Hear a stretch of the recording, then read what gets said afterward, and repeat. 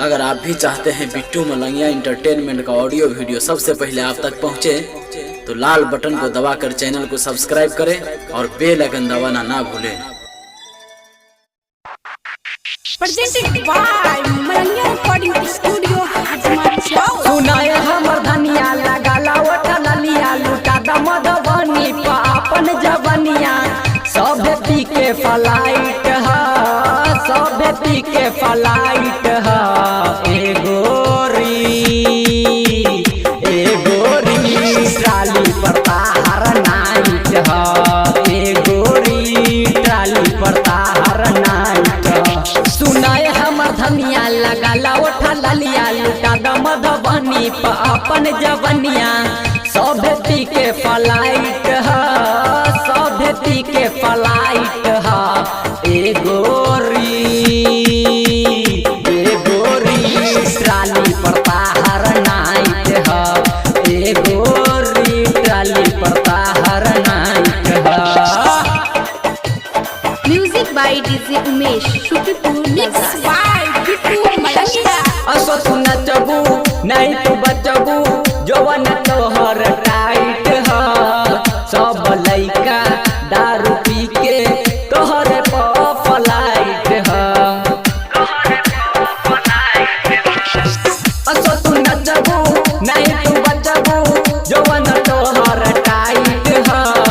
सब लइका दारू पी के तोहर फ्लाइट है। बुक तोहर आज नाइट है, बुक तोहर आज नाइट है। ए गोरी ट्राली पर तार नाइट है, ए गोरी ट्राली पर आज तार नाइट है। Music by DJ Umesh, Shukipur, Mix by Bittu Mlangya.